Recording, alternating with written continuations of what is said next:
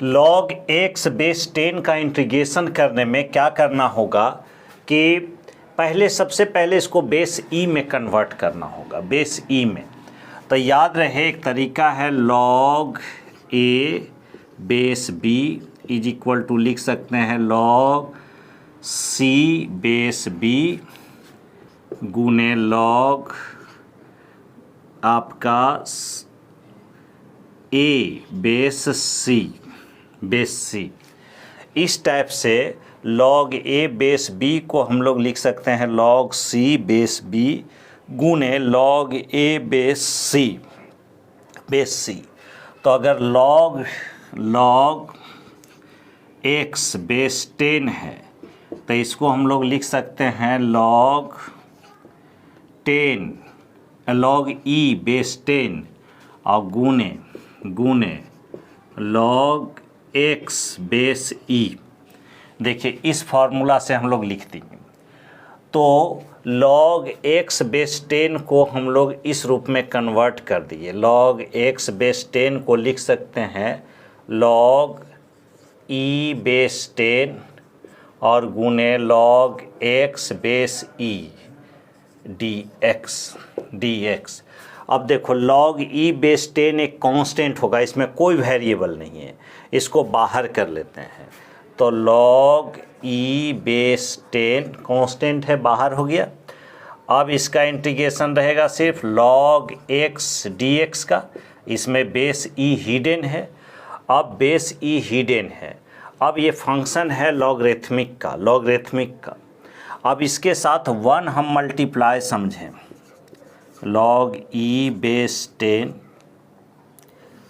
इसको इतना लिख सकते हैं 1 into log x dx। Base इसका e यहाँ हिडन है।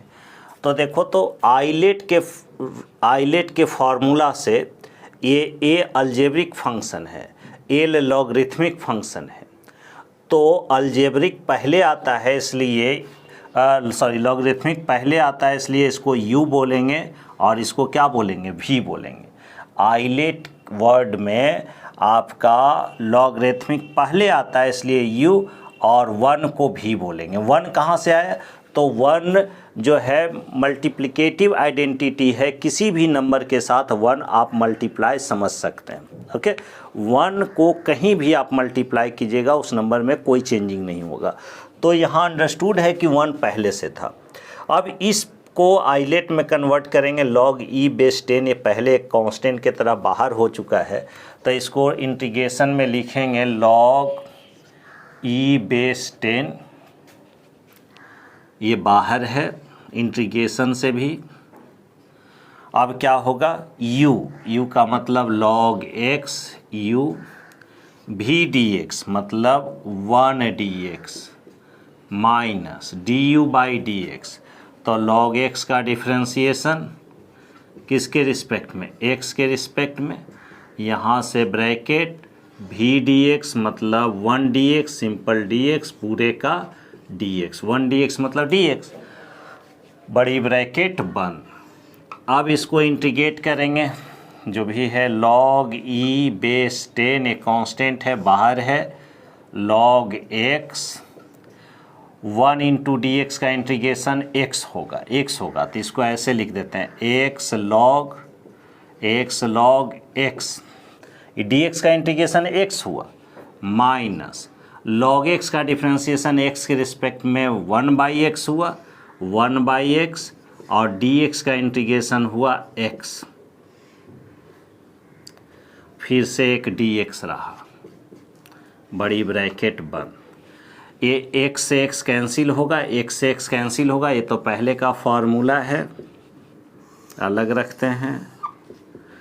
x से x कैंसिल हुआ तो dx बचा, तो क्या लिखेंगे, log e base 10 x log x minus dx का इंटीग्रेशन x, चाहो तो x कॉमन ले लो प्लस c, यही आंसर होना चाहिए। ओके,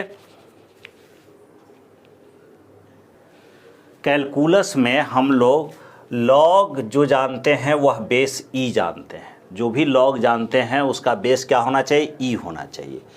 तो log x बेस 10 को हम लोग log बेस e में कन्वर्ट करेंगे। कौन फार्मूला से? तो log का एक प्रॉपर्टीज है log a base b equal to लिख सकते हैं log c बेस b गुने log a बेस c।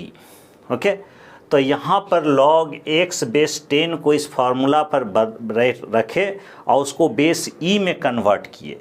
तो जहाँ c है वहाँ हमने e रखा, एक्सपोनेंशियल रखा। तो इस तरह से log x बेस 10 को हम लोग log x बेस 10 को लिखे log e बेस 10 गुने log x base e। Okay, और dx लगा दिए। log e बेस 10 एक कांस्टेंट की तरह बिहेव करेगा तो इसको इंटीग्रेशन से बाहर ले लिए, log x dx हो गया, log x dx हो गया। अब log x dx जो है वह एक लॉगरिथमिक फंक्शन है जिसका इंटीग्रेशन हम लोग नहीं जान रहे हैं। log x dx का इंटीग्रेशन का फार्मूला हम आपको नहीं लिखाए हैं।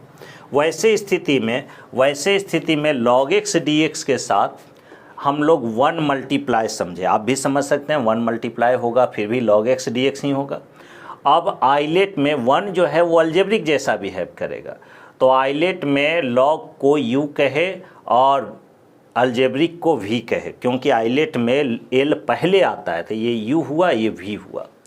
अब ये फार्मूला पर रखे, log e बेस 10 एक कांस्टेंट है, इसको बाहर रखे, u के जगह log x v dx मतलब 1 dx माइनस u का डिफ्रेंशिएशन मतलब log x का डिफ्रेंशिएशन x के रिस्पेक्ट में v dx पूरे का dx। log x बाहर था, dx का इंटीग्रेशन x हुआ तो x log x लिख दिए इसको, माइनस log x का डिफ्रेंशिएशन 1/x गुने dx का इंटीग्रेशन x पूरे का dx। x से x कैंसिल हुआ, dx बचा, फिर dx का इंटीग्रेशन क्या होगा, x होगा। तो log e base 10 x log x minus x plus c, चाहो तो ये दोनों में x कॉमन लोगे तो x कॉमन लोगे तो x log e base 10 into log x minus 1 plus c होगा। ओके।